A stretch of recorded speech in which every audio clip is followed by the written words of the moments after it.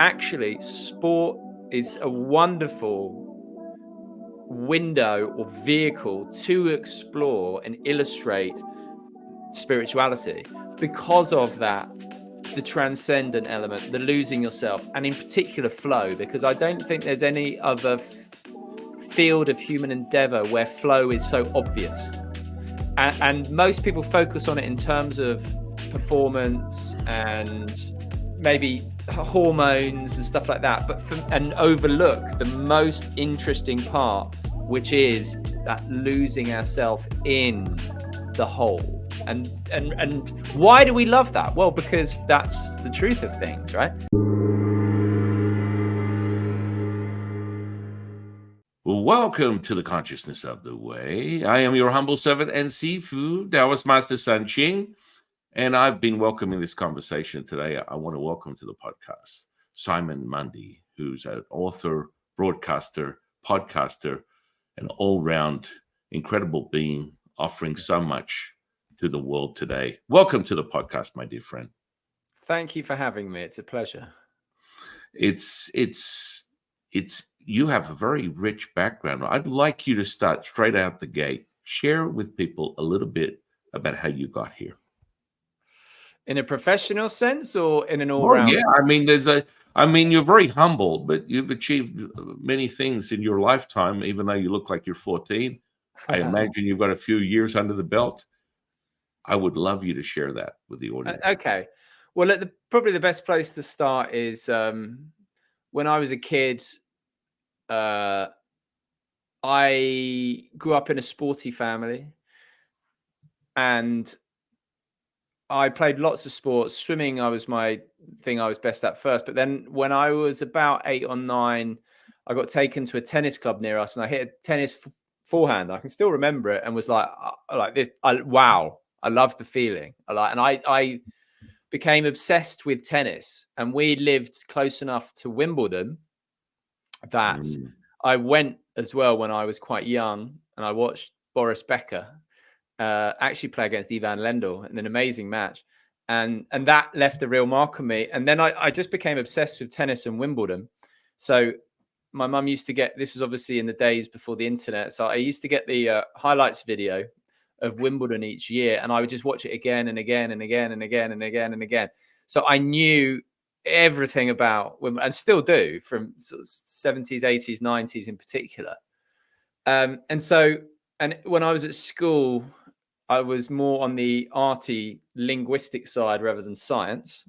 I've failed physics GCSE, but was better at English and French and stuff like that. And so I did a psychometric test that suggested I'd be a journalist, and put that together with the tennis.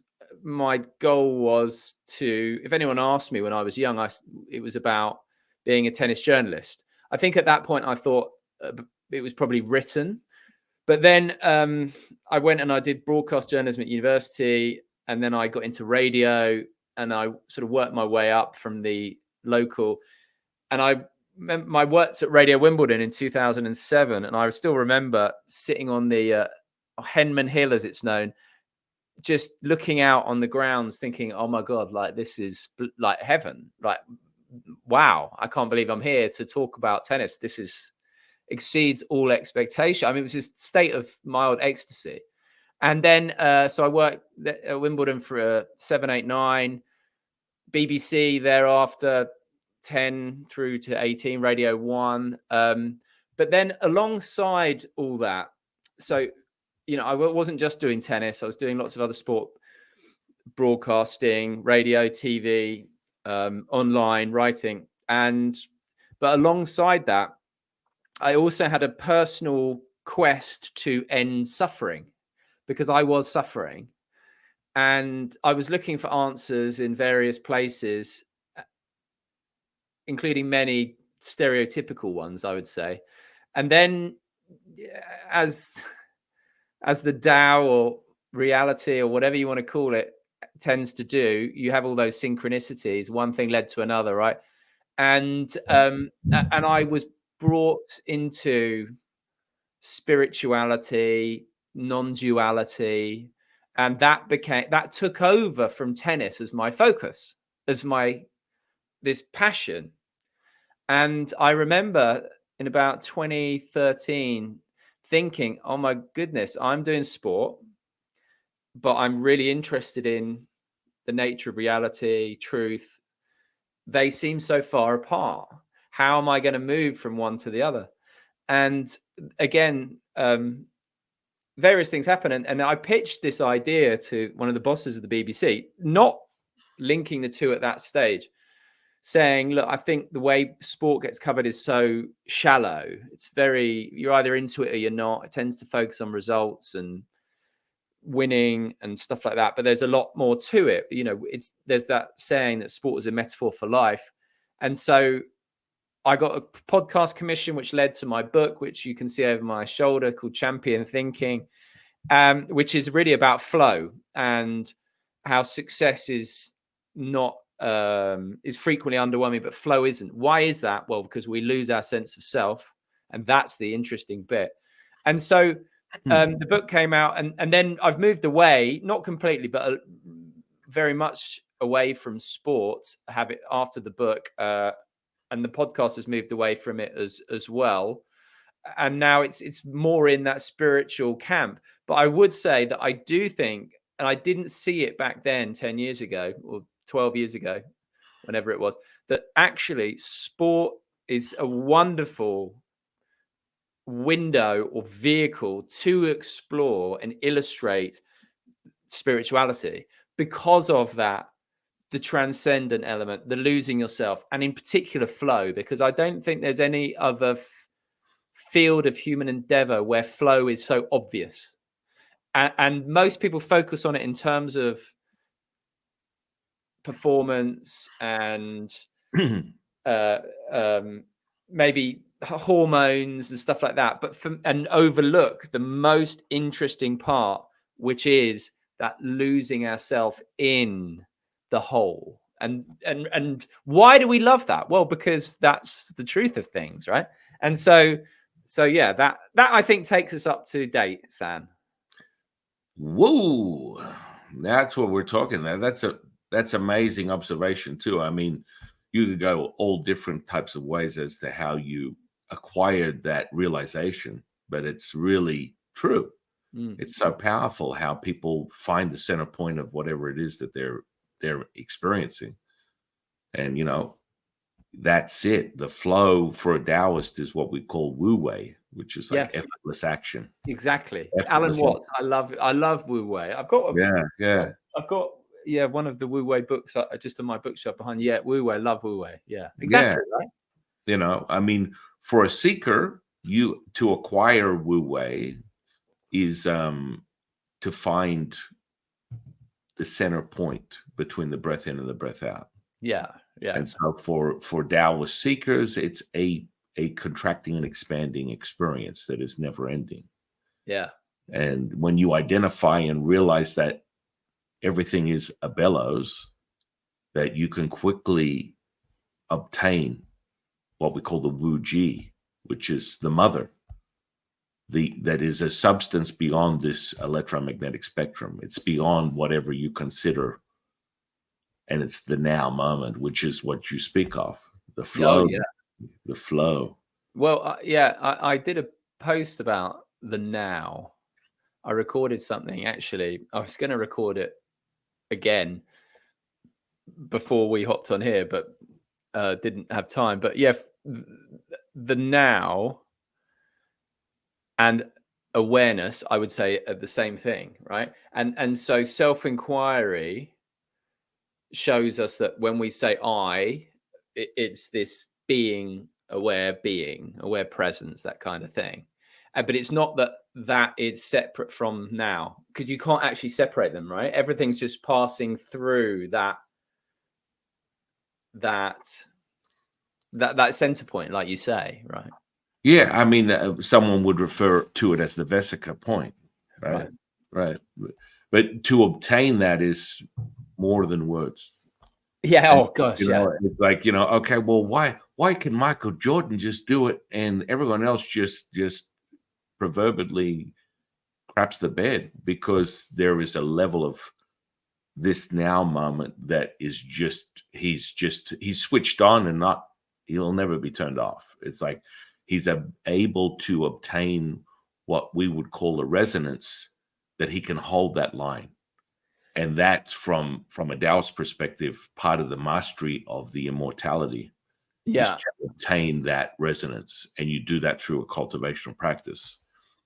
Yeah, I agree with that. And that resonates hugely what you say. I think where people then go wrong is to personally identify with that, i.e. take personal credit for that, as opposed to being humbled by it. So for me, my favorite sporting example of this, you mentioned Michael Jordan, is Roger Federer. Roger Federer, to me, in full flow, was this embodiment of divine beauty. But sometimes he would get in his own head and then he would lose it, obviously, right? But to me, it's what I love was when he would he would enter that state, right, and create something beautiful. And he would have this look on his face of as much surprise as his opponent. And that to me is the beautiful thing. It's because, yes, it's in life, intelligence, that thing moving through you. So I think if you then take credit for that after the event, oh, it was me, Roger Federer, or me, Michael Jordan, doing that, that becomes challenging, right? And as opposed to, wow, how fortunate that I am the vessel through which this passes. I think that's kind of a key distinction.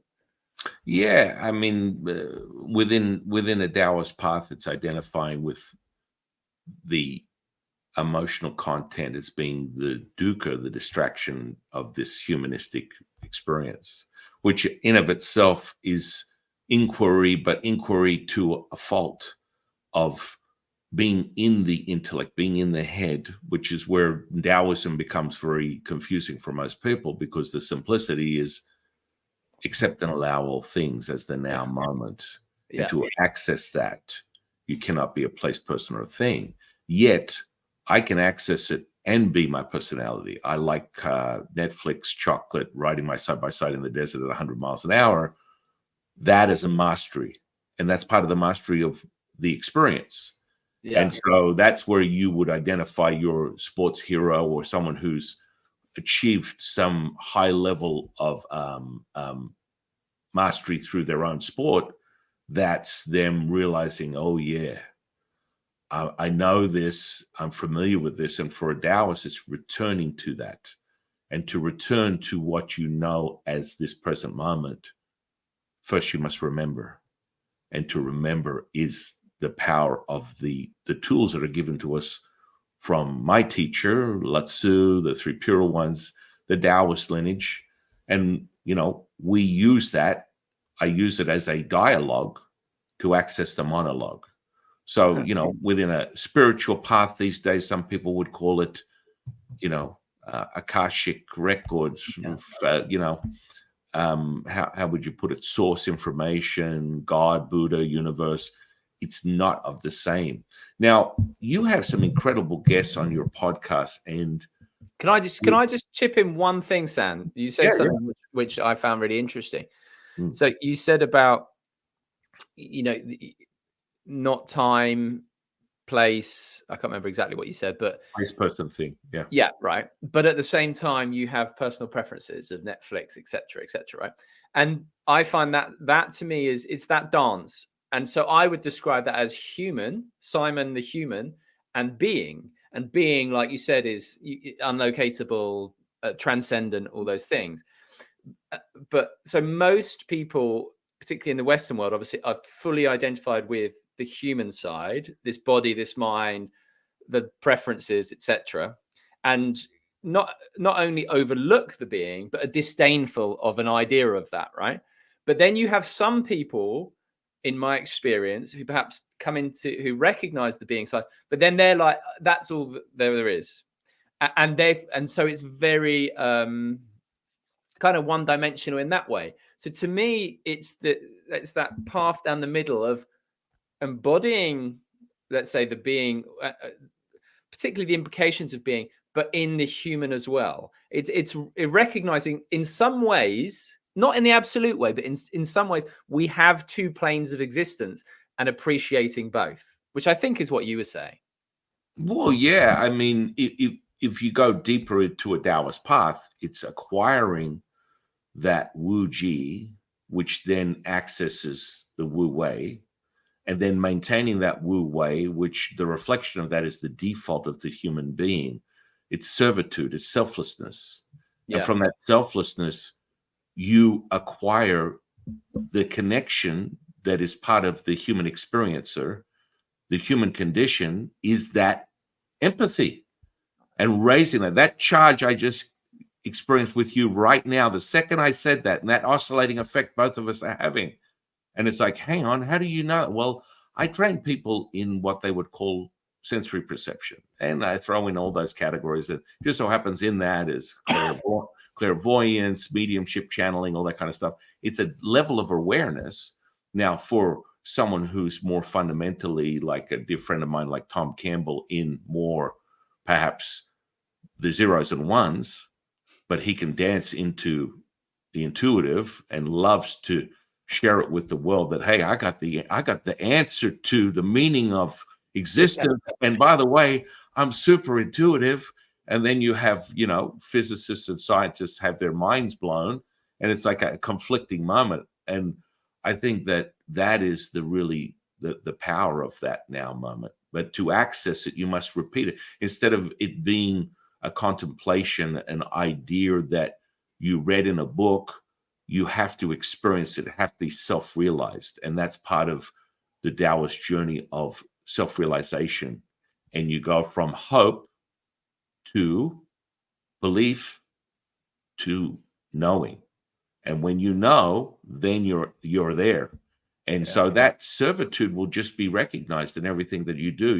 You will not have to struggle with the idea of anything. It just happens. Yeah. Because when you help someone, or you're in that selfless space, you've never thought about processing, what am I getting out of this? No, You're just now.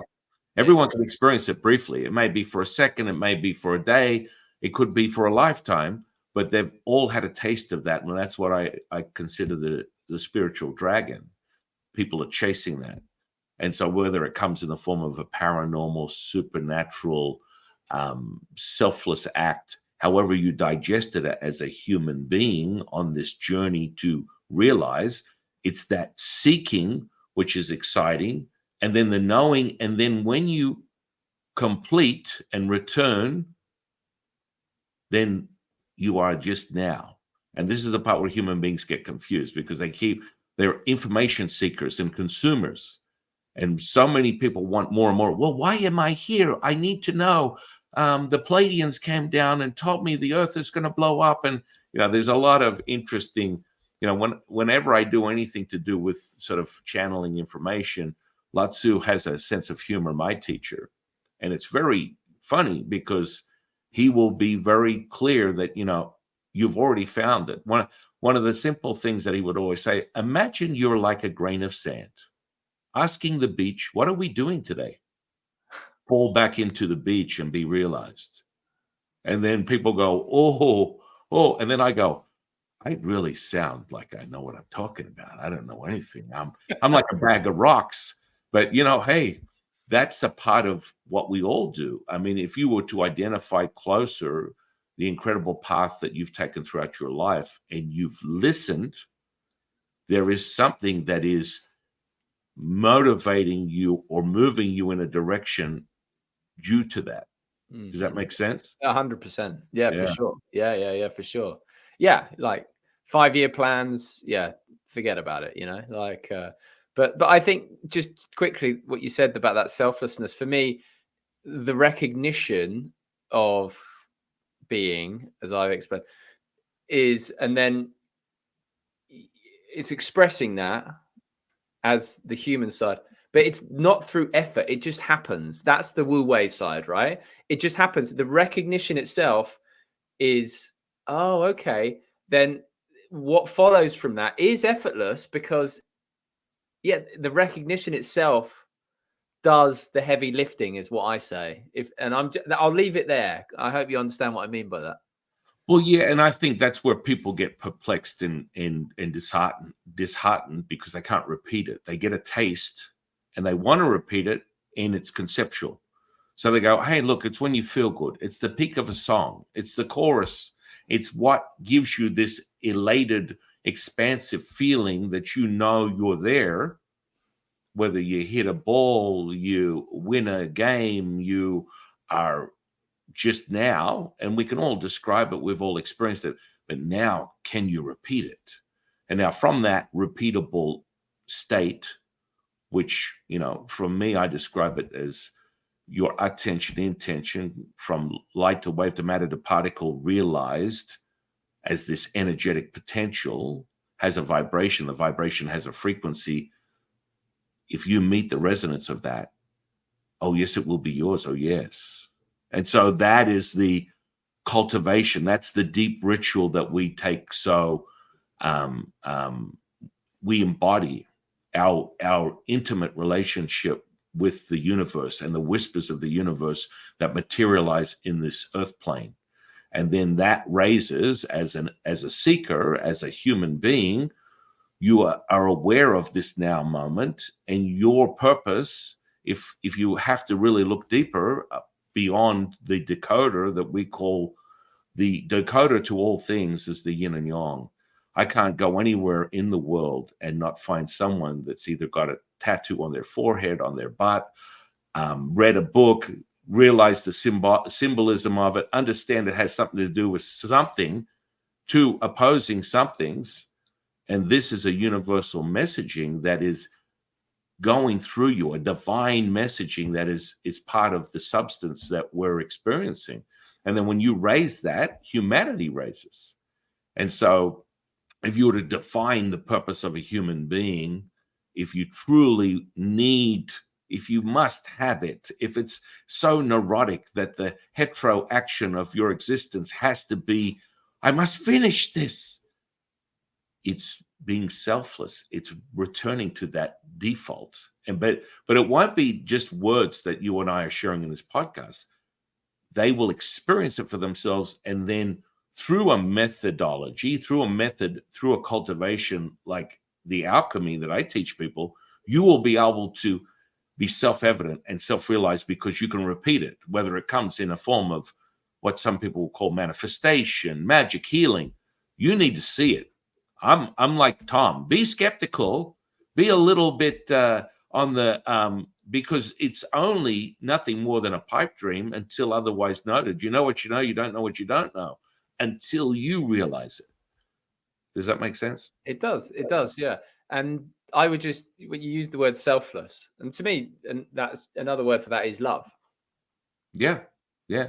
It's sort of, from a Taoist perspective, it starts with love. It moves to gratitude, and it ends with being all things. And so you go beyond that. That's like the currency, because people can be subjective. Right now, if we mention the word love, so many people have variables. John Smith down the street thinks it's razor blades and bunny rabbits. Mary Lou looks at his unicorns and rainbows. Until there's that frequency, that currency that we speak of, this energy potential, until it is realized and you recognize that it's never left, and you've never left that, it could be a psychotic episode, which I've had many people get to over my career over the last 30 years teaching people this stuff. You tend to go, 30 years ago it was a psychotic episode, and then they come and see me, and next minute they're released of what they thought was a limited perception of reality. Now, I wouldn't even get that person. They would have what they would call an epiphany, realize they're channeling the Palladians, open up a YouTube channel, have 100,000 followers, and that's the end of the story. It's crazy. I meant to ask you, so you have these incredible guests, and you really go and seek it. So would you say that you like to find the information in the science, in the physics, because you have a incredible, you've got some of the best minds in the world that you have conversation with. How did that become, or is that, you mentioned Alan Watts, and you're dancing very deeply into a scientific model of understanding, which for me is a very new language in a seeker's reality. Yeah. Well, it's difficult to answer how, because as I said, it just unfolded, right? I was interested in the nature of reality, and I just decided to broaden the breadth of my interviews and to include them, because at first I was a little reluctant because it was initially on the BBC, and I'm glad I was reluctant, because it enabled me to build up this library of sporting experiences, and then I could refer to them from a more spiritual point of view. And I think if it didn't have those library, and it would be just conceptual, let's say, as opposed to having something to, at least not necessarily my experience or whoever, but point to experiences that really back up what we say. But it's just conversations I want to have. I think that's the thing. It's, people often talk about thinking of your audience or those kind of things. No, for me, if I could have a conversation with someone I find interesting about this most interesting topic, particularly, as you said, bringing together two sides. So if I've been fortunate enough to bring together the spiritual with the science, with people like Tom Campbell, who you've mentioned, Donald Hoffman, Bernardo Kastrup, and then on the other side, someone like Rupert Spira. And with me, I would say in the middle. So you've got someone like, let's say, Bernardo, really coming at it from a science point of view and speaking in that, with that scientific language often, and Donald as well. And then Rupert's on the other side, let's say, where it's very spiritual. I see myself as in the middle, in terms of my role is to try and make it as accessible as possible to anyone. And so my background in the BBC, I worked for Radio 1, and it was always sort of drilled into us. And maybe this is just something I justify looking back, but it was drilled into us to use simple language and to remember that it's like an 18-year-old working in a fish and chip shop. How could they understand what the Chancellor of the Exchequer in the British government does? How do you make that? But whether that's that or it's just the way I speak in terms of trying to make it accessible, I see that as my role, or that just, maybe that just is my role, as opposed to I see it as my role, to try and make things simple as far as I can. And I think it helps that I mentioned to you earlier, I failed my physics GCSE. So I'm almost uniquely unqualified to talk about scientific matters. But so therefore, I have an interest now in the science, but it's not, I would say, something that I'm naturally hugely gifted in terms of that way. So I have to simplify it.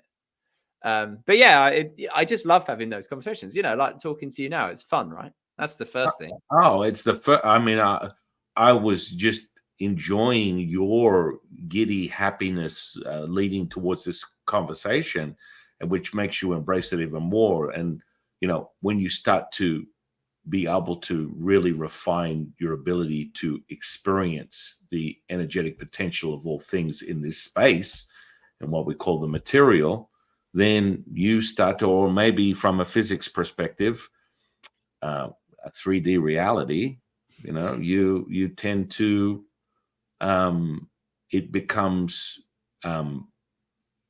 complete and satisfying, because without it, it's just this possible, idea or fleeting moment that cannot be validated. And I believe that in many cases, the scientific model is really profound in an echo chamber, but generally speaking, most people are not physicists. So understanding 0 point and scalar waves and, zeros and ones and, equations that go way beyond anything that I can digest, but I can absolutely teach you how to experience what we speak of and repeat it in your reality and make it the nourishment, the currency of all things, and return you to that. And so there's that fundamental, like you go way back in history.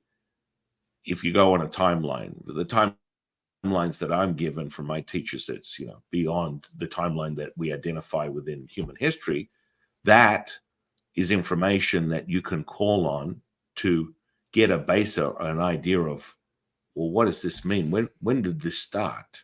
How was this created? How do we identify this as being a validation of this present moment and what it takes to do that? And Tom specifically is he likes to take the Pepsi challenge. I'm a Pepsi challenge guy. I'll take the Pepsi challenge with anyone. Show me, and I'll show you the energetic potential of anything instantaneously. Even people that are like, "Oh, I don't believe in energy. I'm Christian, and that's not something that you harness as my belief systems." That absolutely.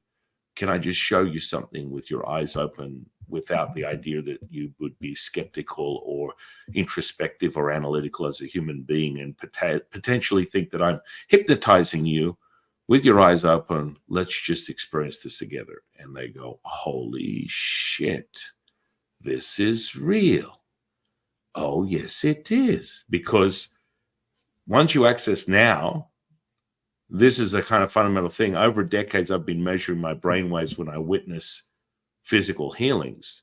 And, I can quite confidently say that I sit between 100 and 400 hertz, comfortably witnessing things that transmute into this 3D reality that would be nothing short of someone would consider it a miracle. And so that goes against this Hawkins model of consciousness, which he speaks on something that might be related to a 1,000 hertz level of consciousness or emotion. It's quite simple, in my opinion. When someone comes to me, oh, I want to learn this, I want to train in this, I want to start embodying my now moment, all I need you to do is identify one thing. How do you feel at the end of your day? Exhausted. Well, you've come to the right place.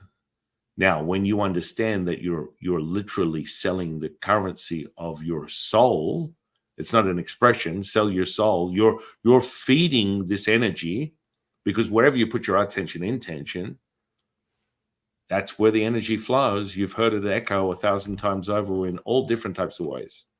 And so, when Tom and I have a conversation, I think the longest podcast we ever had was like over 3 hours.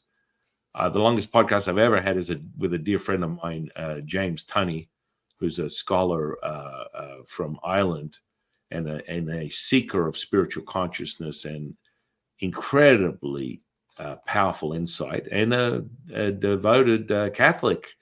But we understand that there's something greater out there. And guess what? You say tomato, I say tomato. I always remind people, when you dismiss someone else's belief system, you dismiss your own. And James and I had a podcast for 7.5 hours, and we were just getting started. Didn't move. But the whole point of it is understanding whether you're accessing the very limited, as you put it, self, the reflection in the mirror that looks back at you, the flesh and blood that you identify as yourself, your identity. That is problematic. That becomes limited.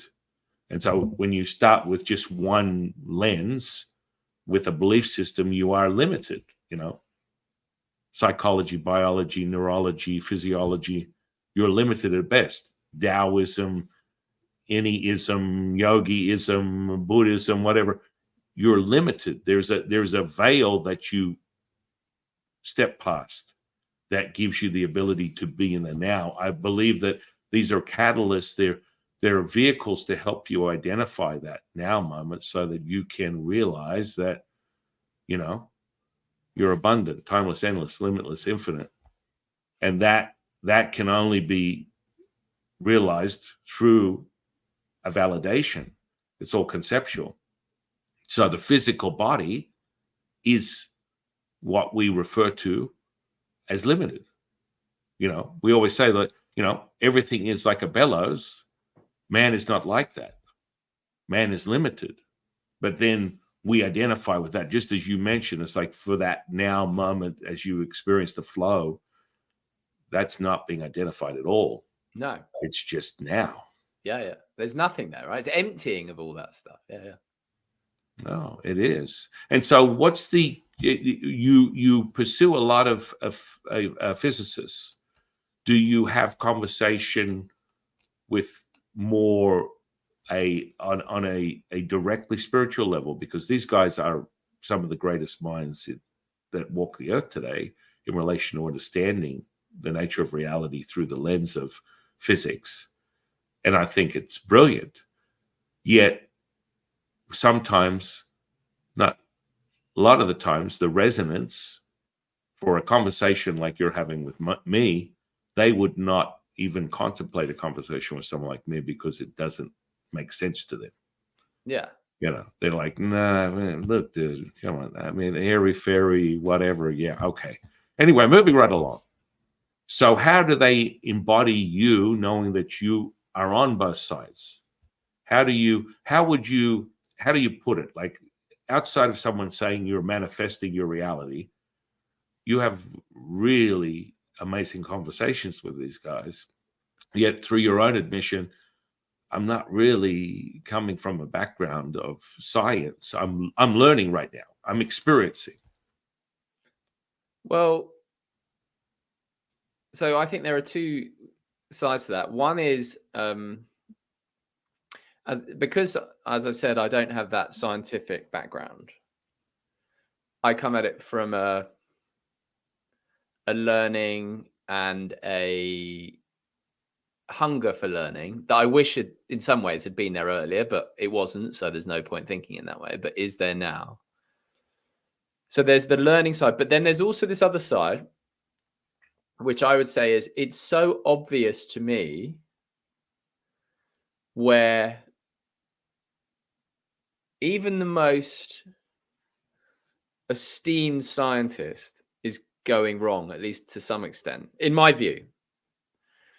So I remember, I won't name him, but probably the best known physicist who writes, he's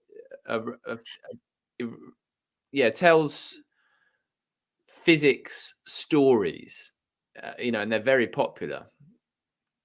So this guy is so far ahead of me in terms of understanding of physics. I failed my physics exams. This guy is the Federer of physics, or up there, right? Yet, there's so much I can learn. So much. Yet,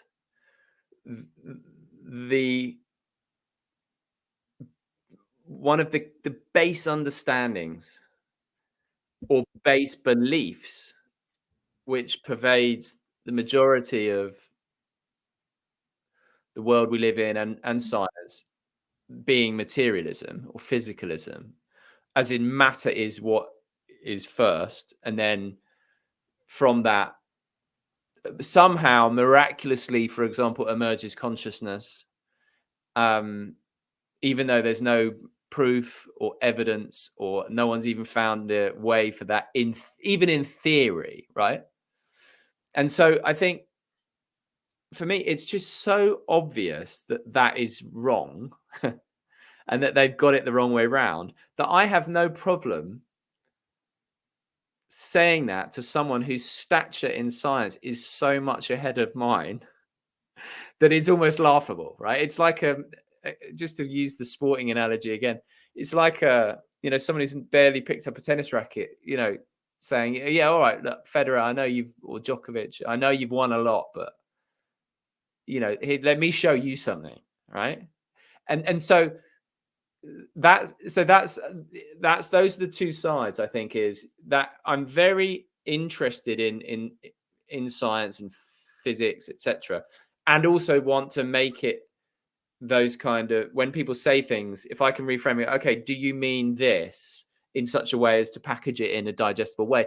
But then at the same time, challenge this sort of this materialist belief, which, and it is a belief, right? Which is no, and so to just quickly refer to your point, what people would say about you, for example, oh, wash their hands, oh, there's a guy who believes in things, right? Without realizing that their whole model is based on a belief, right? 100. You know, religion is laughed out of the town, and yet no one really knows that pretty much the whole of science is based on a belief that from matter emerges consciousness. And it is nothing more than a belief. And not only is it only a belief, is that the more you look into it, the more it falls apart. And I think experientially, it's so obvious that that is not, we've got it the wrong way around. It's so blindingly obvious. It's too obvious, I think. But you know, like it's that thing of your eye looking for an eye. It's so close that you can't find it. And so Well, yeah, that would, I agree with you. just to finish my point, San, that is what I would say is the inquisitiveness coupled with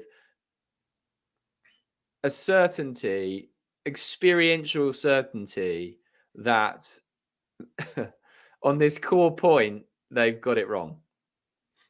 Well, this is the very, this is where the teaching that I share with people is so nourishing, and it brings you to that return, because you can create, and it's not just numbers, it's not just theories.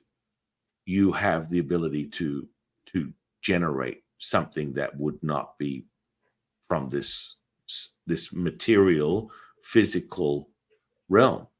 And so when that is evident, there's nothing. I mean, I've been around the world. I've only ever come across 3 people that have had a Kundalini awakening, yet it's very popular to identify as an energetic potential realization as a Kundalini awakening. Now, 2 of those people were yogic masters that showed me the evidence of their mastered skills through levitating. One of them was one of my students who acquired through my training ability to levitate. Not something I get excited about. What I get excited about is watching someone physically, mentally, emotionally, spiritually heal. When I see that, that gets me all warm and fuzzy inside. And to do that, as a skeptic, you must show me. You must show me. It's like we have these conversations, and I think it's really powerful. I'm more interested in how you can acquire an attention. Perhaps it's your background that they give you the platform to listen, but many people will not even engage in a conversation that is in that frame of understanding, because they think it's nonsensical. Yeah. I can show them. I've been spending decades where people will literally pay me blank checks to acquire a state of awareness within this realm, to things that might be considered on the precipice of Harry Potterville, and yet this is very normal within a Taoist religion or culture or cultivation. I happen to be a priest, but I also teach all aspects of Taoism. The reality is we have ancient rituals that create a result within this space. And so those rituals are identified within many aspects, using things that are a paranormal origin, perhaps a parapsychologist, a psychologist, a physicist could identify, precognition or things that might be more simplistic, like ideomotor, but that's, a transmission of a higher frequency that's presenting itself within your body, that you can now realize is a message that gives you a clear understanding. I mean, when I teach people remote viewing, and I have many friends that are world-renowned remote viewers and channelers, that ideogram is a clear communication from what you perceive as unobtainable, which is your unconscious. So then we get into the neuroplasticity of how that, what does that really mean? You know, you have a conversation with a neuroscientist and they will go, pooh-hoo, there's no such thing as a third eye, get over yourself. Yet, once I turn on the energetic potential that the individual seeker has, you will experience something that would not be considered sympathetically innovative, which someone else would go, oh, well, this is the fundamentals of neurology, and that's not possible. Yet you obtain access to the 50 trillion cells that you possess within this physical body and access that 0.07 millivolts of electrical potential, energetic potential, things start changing. But it has to be self-evidence from a cultivational practice. That's why I think people love gravitating to a method. It's not just be present. And there's so many people, let go, just let go. Take someone who's super angry, walk up to them and go, just let go. Just as my daughter would say from, I think it's Elsa from Frozen, let it go, let it go. I mean, that person is going to respond with the polarizing effects of the energetic potential by you meeting his low frequency with a high one. And if he doesn't punch you in the face, he'll come short of that because it's not meeting. The energetic potential is not meeting. It's so different. Yet just let it go. Believe. Know this now. As Bruce Lee would say, it's the flow, baby. I mean, and so how do you keep the attention of these people? Because I know you're very articulate. You have an incredible background. Do they come into conversation with you because of your background and who you are? Or if there was someone who was just a casual seeker that said, hey, I don't believe in what you're saying, you're kind of full of it, I would love to have a healthy debate about that. They'd be like, yeah, I got no time for that. Actually, I'm not even going to respond to your email. So there's a level of awareness that comes with your communicating with these guys, which I think is so powerful. It's kind of like Tom having a communication with me and then sharing his scientific understanding of the nature of reality, and you blend the two together because you're such a you're a very likable guy. What can I say? I have a man crush. What can I say? That's very kind of you to say. I can't really answer that, San. I think my BBC background doesn't help. I'm sorry, rather doesn't not help. Yeah. Or helps. My BBC background. The BBC has a certain cachet to it, and so I have no problem using that when necessary. Absolutely. But apart from that, and then I suppose as well, what I've noticed is you get one guest of particular repute or whatever, then that leads to another and momentum flows. And then within that, I don't know how. I mean, people say I'm good at connecting, good at listening. And I just, that's what I enjoy doing, like that's my favorite thing, whether it be with one of my best friends or my kids or my wife or the person in the shop or you or anyone, right? It's still the same thing. It's a brief interaction in a shop. I walked past an elderly couple yesterday, I think it was raining here in London. And we were walking down this quite narrow alleyway and they were sheltering because it started absolutely chucking it down with rain. I had an umbrella and I walked past them and I said, I think it's going to stop soon. And this woman, somewhere between probably 80 and 90, sort of face lit up and said, oh, I do hope so. Right. And then we walked on and it was a momentary interaction, but it was a beautiful interaction. And so that's just what I love doing that, like, but not for yeah, just because it's just nice for its own sake. The selflessness aspect, like what you said, like, because the interaction in that moment, however subtly, the selves disappear and it is selfless, right? It's the one talking to the one, really. I mean, this is all working out in hindsight or looking back, but in the moment, I mean, even that doesn't make any sense, right? It's just absolutely. You know, it's just that it's presence, right? It is that now. And so that's all I would say. I mean, you've just given a great example of what I would share with someone as an accessibility of the now moment. And in reflection, you are tapping into the empathy of humanity. This is what's going on. This is the true essence of it, which people are so removed from, which is really the path of a Taoist, is to obtain that resonance and keep raising the frequency. Yeah. And that, because then you are absent of this need as a human being to manipulate within this construct of emotional content, and the idea that thoughts are yours and you are just now. Yeah, exactly. I think that what you just said there, this idea that thoughts are yours, the idea that anything is yours, it's that continual. That's what I meant earlier when I was talking about that humility of these people who embody this in a way that has high status and is real celebrated. Is the more you turn that into, oh no, this is me and mine, the more destructive it is. But the more it becomes, actually it's absent of me and mine, and that just, I think, deepens and deepens and deepens and deepens and deepens, and it's never ending, in my view.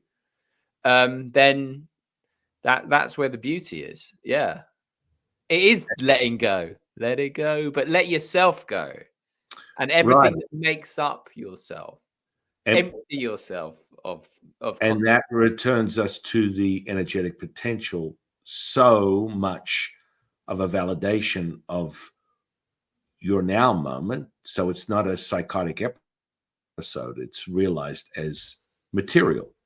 And that's where you can transfer that into walking in a room. Oh, I don't know what's going on in here, but I don't like that guy. I love doing these little experiments with people. I'll give them ask them a question about their something they believe in. And more commonly than not, everyone has some political stance. And then you take 20 people that believe in one political position, 20 people that believe in another, and I'll take photos. The photos always have access to these people that are, I'm this way, I'm that way, and you put a pile out, and then you ask this person, I want you to just go through these piles and from a glance pick people you like and dislike and put them in individual piles. Okay. And by the end of it, when they've separated them just by their appearance, by how they're resonating with that energy, and then I go, what do you believe in? Well, I'm purple. Okay. I turn over the pile that is purple. Yeah. These are the people that you like. I turn over the pile that's green. These are the people you dislike. Wow. What are the chances of that? I know. That's reminded me of something years ago. I mean, this must have been 15 years ago. And I remember I was on a date and we met an American. And this fella must have said one sentence of completely inconsequential. And I said, oh, you're purple, to use your thing. And the girl I was with was like, and he obviously replied yes. And the girl I was with, like, how?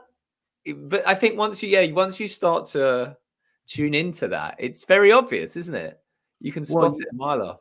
Yeah, I mean, I put it under the category of sensory perception. So when I teach people higher states of awareness and really refined energetic potential, someone might wrap it in the bow of what they would call clairsentient, right? So for me to teach someone these clair skills is validating that.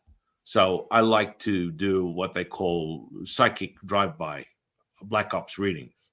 And people are like, what is that? Well, I can walk up to you in the middle of the street and in about 30 seconds be able to give you a mental, emotional, and physical state just by reading the energetic potential within your aura. And people are like, yeah, bullshit. All right. Yeah. Come on, magic man. Give me the reading. Go ahead. And so I as a Taoist, we identify the energetic centers as what we call dantians. Yeah. Can I just chop in here somewhere, Sam? I mentioned to you before we started recording. Yeah. So my my good friend, teacher, healer is a Taoist master. I'd think. I mean, certainly a Tai Chi and Qigong master. And the first time I met him, I've already told you a little bit about that interaction. But the first time I met him in his treatment room, I went in there for a bad back. And I said, this is the problem and this is the problem, da, da, da, da, da. And I laid out all the physical ailments at the time. He said, okay. And then he made an observation about something that happened, asked me a question about something that had happened at a particular time in my life, several decades previously. And I was just like, in a chair, not dissimilar to this, actually. I remember I was just like, oh, okay. You know, and he often says stuff like, people will come and say, oh, I've got this problem and this problem and this problem. And he'll go, okay, great, great. Now, why are you really here? And that he did that with me, and it was something to do with my heart chakra. You know, and he always, like you said, Dantian, and he always talks about that, and that just really, that was a really special moment, you know. And it was funny. I kept bumping into his wife, just seeing her everywhere. And my wife, who is very gifted energetically, very gifted, in a way I'm not, I don't think. And she was like, oh, you're being called to go and see this guy, clearly. And so that's why I went to see him. And funnily enough, I bumped into his wife literally just yesterday. I was having lunch in somewhere, and I was like, did you again? And at the end, we said, see you soon. Don't know where, don't know when, but I know I will, you know. It's funny that sort of being able to, as you say, read someone's aura, energy, and tell them something about themselves. That can be quite arresting. Sobering. Yeah, it's sobering. You know, I mean, that's why I always start at the bottom, read the first 9 energy centers. And I always start with what someone who would identify with chakras would call a transpersonal point, but for a Taoist, it's your earth point. And then you go to the second point, which would be the second energy center, which would be a Hindu's first, which would be the root chakra. And that you ascertain how much this person really wants to know the truth. And once you get to that, I go to the sexual energy. And then everyone goes, whoa, holy shit, this is real. Yeah. You see, I'm not looking for an approval because I've done this for 30 years. All I do is read. It's like reading a menu. There's excess and deficiency. How I look at it how I'm trained and how I train people is you identify, you can see the energy. If I had to give a description of how I see things with my eyes open, it's like the thermal sight of the predator. Have you ever seen that? Yeah, I know. That comes from your imagination, but there's a developmental skill that comes through the sensory perception, and you start to morph these skill sets in relation to your relationship with your state of awareness, that then takes it from a dialogue to a monologue. And you hit that center point. And, you know, I mean, we could go deep into spiritual awakenings and entities and spirit energies and all that kind of good stuff. But that's the kind of world that I operate in. And it sounds sort of nonsensical to a degree until you get information that validates that this is very real. And so people are like, oh, wow, this is funny, until it's not funny. And that's why I always start at that boundary level, because then you can identify quickly whether someone really wants this or not. And you always get someone who goes, no, tell me. And then I'll quickly read through it. And then there's always buyer's remorse by the end of it, where they're like, I really wish you never opened your mouth, because now things about myself that I'm not really interested in sharing are now out there. And the fact that you can see that is extremely disturbing. Yeah. But it's all energy. Yeah. So let me ask you this, because I'm slightly conscious of time, Sam. is in terms of this ability you have. Well, it's not just that I have. Anyone. No, you know what I mean by that, right? Yeah, you know what I mean by that, right? Yeah. But so obviously we're separated by vast distance in the material plane. Yeah. So I'm not in a room with you, so you couldn't read me. I'm just interested, because this is the first time we've met. Yeah. So what do you see with me? Do you want to know? Yeah. Well, it's interesting. I haven't seen this in a while. It's kind of like a little bit of an overshadowing of your energetic potential. There's a guard that is quite clearly overshadowing most of your energetic potential. You are very good at suppressing the true nature of who you are, and you stay at a high vibe. Yet I was assuming that would be more present. The high vibe is there, but a lot of the characteristics of people that are expansive is that there is not as much suppression of the emotional state because you balance it through the energetic potential. Now, the channel that is more evident than anything is the lung channel for you. And so that channel has a lot to do with, helplessness, hopelessness, sadness, grief. There are many things that are going on there, and that plays a throw and a dance for what you actually experience and feel, which is something that through your own admission has been very important for you through your own journey. Yet your potential hasn't even been close to met due to how you suppress how you really feel. Now, interesting. How I suppress how I feel in terms of, well, just generally speaking, because most people will either have first I look at the 5 elements. So the heart, the lung, the liver, the spleen, and the kidneys. There's an overshadowing of all that. And the strongest channel is your lung channel, which is metal element, which from you're extremely jovial and energetic and expansive. And for me to see that doesn't match my experience at all. And you are somewhat forthcoming, yet that's where, if you're in it for your own self-realization, and where people like to pander to, oh, you read me, oh my goodness, you're the next coming of Jesus. I don't care about that. That's something that the ego tends to dissipate when you're doing these types of readings. When I've done it for so many decades, it's like all I'm doing is reading the information. And so my intellect, through my intuitive, has a moment to ponder what is really going on here, because the potential is, and you feeling that sort of like density in your chest that's leading up to your throat right now, and that chill you're getting through your body. These are things that I see with my eyes from the energetic potential, and I experience if I choose to. And so all these things are just sensory perception. And some people put them in, all these different categories. I don't like to go there with that. Now, with that said, if I had to look at any emotion that was more a catalyst than anything else, is the spleen, which can come in the form of tremendous grounding and an expansive sort of maternal element. And the more I talk about it, the more it reveals itself to me.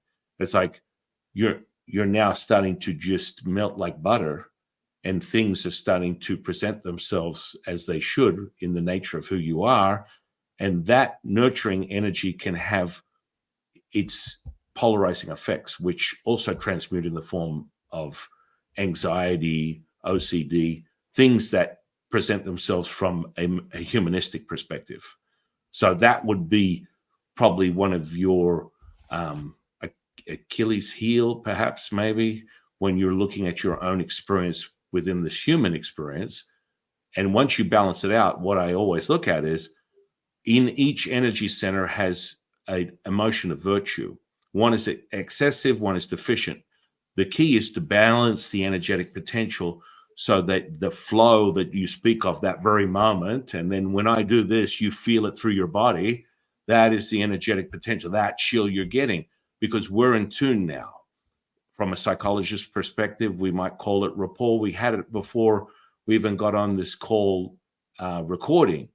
You had me at hello. And, you know, this builds on itself. One of your superpowers is to embody and create, from a psychologist's perspective, a psychodynamic loop with your audience. And people just buy right into that because you are sharing.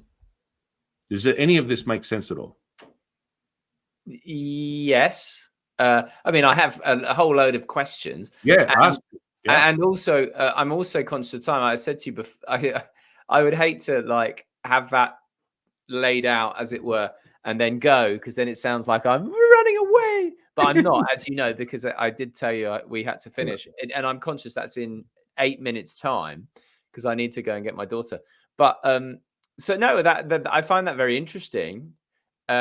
So I suppose my question would be, in as simple form as possible, if you had to summarize what you just said into a sentence of less than 30 seconds, how would you do that? And then also, what would be the next? So you talk about this overshadowing. What parting advice would you have for me, San, in terms of moving? Well, that becomes more evident when your construct, how you lead. So within Taoist magic, it's predicated very much on understanding that the subject of the magic, whatever you're casting, is subject to the energetic potential, meaning you're emotional. When you're emotional, you're suggestible. When you buy into the fact that there is fear, there is anxiety, there is depression, which is an interesting one. Anyway, there's so many things that we could go here. That when you present it that way, you are subject to your own karmic model. So if I had to give you any potential guidance, it would be to start with regulating the energy centers, and all of a sudden you don't have all this high and lows that come from the emotional content. That's one of the first things I teach people is your emotions don't control you, you control your emotions. And that's a starting jump off point for any seeker, is to realize that we're experiencing this, and I can stay in this anger for days on end. I've chosen that this is what this is. Now, from a Tom Campbell perspective, you have choices. This is your choice. This is how you have decided the LCS is going to share this material with you. But from an energetic potential, which is everything, you must regulate your macro of a micro, which, if you refer to it from a hermetic perspective, or you refer to it from a 0 point perspective, or you refer, it's funny, one passing little story. I teach a lot of these different rituals to my students that are acquiring these skills.